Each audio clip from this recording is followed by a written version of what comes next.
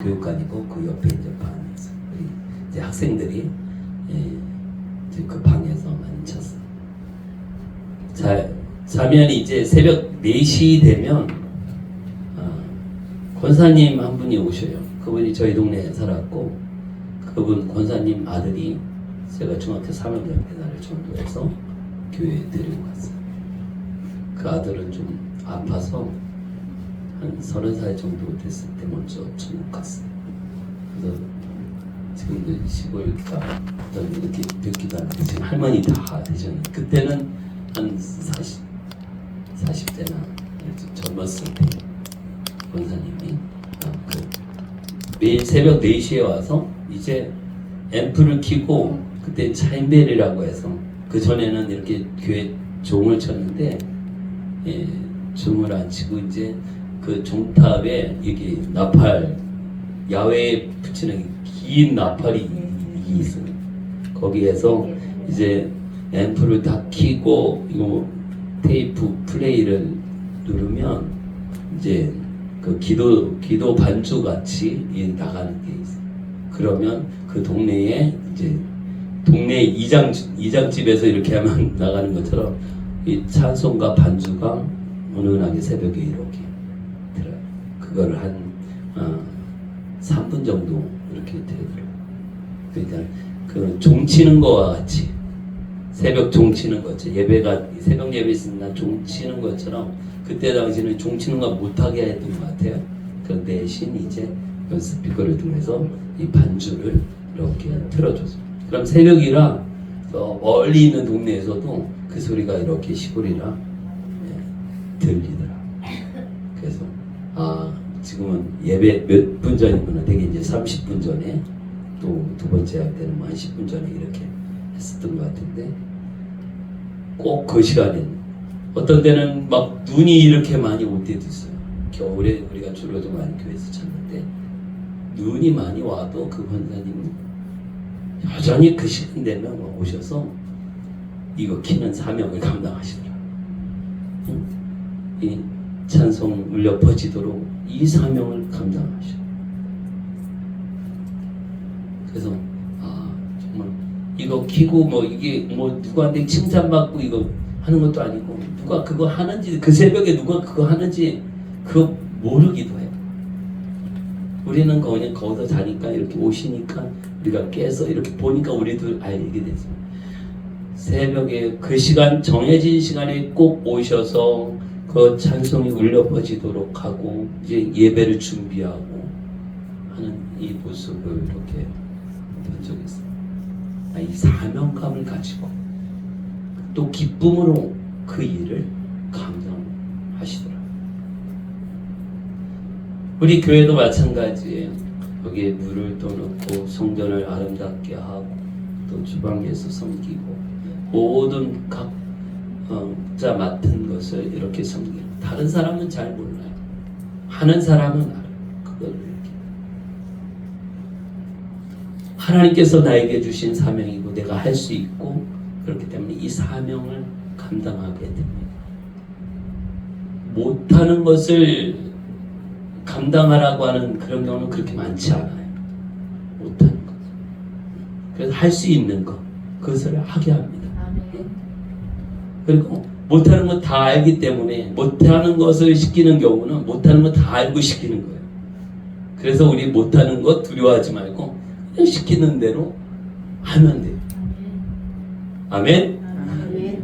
그래서 우리가 그것을 감당하는 사명을. 그래서 우리 그리스도인은 누구나 하나님으로부터 사명을 받은 자예요. 여러분 사명을 받은 자입니까? 아멘. 사명을 받은 자. 하나님께서 나에게 주신 사명이 있어요. 여러분에게 주신 사명이 있어요. 여기서 제일 어린 수희가 있어요. 수희부터 연세 제일 많으신 우리 민권사님까지 모두에게 사명이 있어요. 똑같지는 않아요. 여러분 한 군데 한 자리에 모여서 같이 예배드린다고 똑같은 사명이 아니에요. 각자에게 주어진 사명이 있습니다. 환경도 다르고요, 성격도 다르고요, 입맛도 다르고 생각도 다르고 모든 것이 다 달라. 다 다릅니다. 다릅니다. 그런데 해야 할 사명, 맡은 사명, 감당해야 할 사명, 그것이 반드시 있음을 믿으시기 바랍니다. 아멘. 이 사명을 생각하지 않으면 아무것도 하기 싫어. 그리고 아무것도 안 하게 되고 삶의 의미와 목적이 없어요. 가장 불행한 사람이 내가 왜 살아야 되는지를 모르는 사람이 가장 불행하지 않겠어요? 나는 내가 왜 살아야 되는가?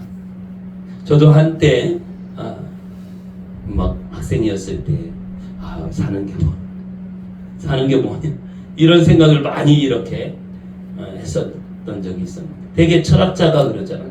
사는 게 뭐냐, 인생이 뭐냐, 그거에 대한 이렇게 생각을 한 거죠.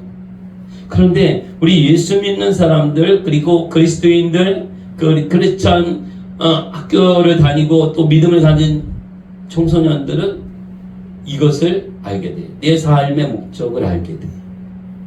왜? 성경을 통해서, 예수님을 믿는 믿음을 통해서, 하나님의 말씀을 통해서 내가 사는 목적을 알게 되고. 여러분은 왜 삽니까? 내 사는 목적이 뭡니까? 이것을 알고 있는 사람하고 왜 사는지 몰라, 그냥 태어났으니까 살지 뭐, 죽지 못하니까 살고 있지 뭐, 이러는 사람하고는요, 그 삶의 질도 다르고요, 그 삶의 그 행복을 누리는 것도 달라요. 여러분 삶의 목적을 아십니까? 네. 알아야 합니다. 우리 삶의 목적을 알아야 합니다. 예. 우리 고린도후서 10장 31절인가 전서 10장 31절, 우리가 먹든지 마시든지 무엇을 하든지 하나님의 영광을 위하여, 하나님의 영광을 위한다라고 하는 것은 하나님을 기쁘게 한다라고 하는 것입니다. 하나님을 기쁘게. 여러분, 하나님을 기쁘게 하는 자인 것을 믿으시기 바랍니다. 나 주님의 기쁨 되기 원하니. 이 찬양을 했어요. 나 주님의 기쁨 되기를 원합니다. 그냥 나만이 아니라 하나님 나를 존재하게 하고 나에게 생명을 주시고 나에게 삶을 주시고 할 일을 주시고 또 모든 만남을 주관하시며 우리를 지키시고 인도하시는 그 하나님의 은혜 안에서 그분을 위한 내 삶의 분명한 목적. 그래서 이사야를 통해서 또 시편을 통해서도 내가 이 백성을 지은 것은 이들로 하여금 나를 찬송하게 하기 위해서. 하나님은 우리의 찬송받기를 원하시고요, 우리가 하나님을 높이고 예배하고 하나님을 영화롭게 하고 영광스럽게 하고 하는 것을 받기를 원하십니다. 할렐루야. 이 하나님의 뜻과 내가 살아야 하는 목적을 아시기를 바랍니다. 나는 하나님의 기쁨 되기를 원합니다. 하나님의 뜻을 이루기를 원하십니다. 우리 자녀들이 자라게 될 때 부모가 영광을 받더라. 반대로 자녀들 잘 못하면 부모가 그 수치를 받게 되어집니다. 우리가 믿음으로 말씀 가운데 살면 하나님이 영광을 받으시고, 우리가 하나님 앞에 불순종하고 우리의 모든 삶의 모습이 하나님 뜻대로 이루지 않으면 내가 욕먹는 게 아니라 하나님이 욕을 먹는 것이죠. 안 믿는 사람들은 우리가 예수 믿는지 다 알아요. 내가 목사인 걸 알더라고요. 나는 저 사람을 몰라요. 저분은 나를 알아요. 이 목사라고. 그래서 내가 말하는 거, 행동하는 것, 이것이 참 조심스러운 것을 우리가 깨닫게 되어집니다. 초대교회의 모습을 우리는 생각해 봅니다. 사도행전 2장에 보면, 2장에서 이제 오순절 날에 성령의 임재하심이 마가의 다락방에 120명의 성도들이 모여서 간절히 하나님 앞에 기도합니다. 이때 열흘째 기도하는 이 순간에 급하고 강한 바람 같은 소리가 나고 또 성령의 임재하심이 그곳에 있어서 저들이 은사를 받고 성령 충만하고 방언으로 기도하고 말하고 하면서 성령이 충만한 가운데 교회가 세워지기 시작했습니다. 그런 가운데 함께 그 당시에 국가적으로 보면 이제 로마의 지배를 당합니다. 로마가 지배해서 이스라엘 나라의 국권을 잃어버리게 되죠. 그리고 예수를 믿고 예수님 믿고 또 예수님을 따르는 사람들은 이제 위협이 있어요. 로마의 제국의 그런 박해를 당하고요. 또 유대주의자들에게 또 박해를 당합니다. 예수님을 엄청 성경 읽어보면 예수님 미워하잖아요. 지금까지도 예수님 엄청 이렇게 미워해요. 그래서 이제 바울이 이전에 사울이었는데 사울이 어떻게 예수 믿는 사람들을 이렇게 잡으러 가잖아요. 다메섹으로 예수 믿는 사람들을 잡으러 가다가 주님 만나요. 부활하신 예수님을 만나게 되어집니다. 이 사울은 하나님 말씀을 잘 아는 사람, 하나님은 정말 경외하는 사람이에요. 하나님은 경외해요. 그런데 예수님은 몰라. 그냥 반역자로 알아요.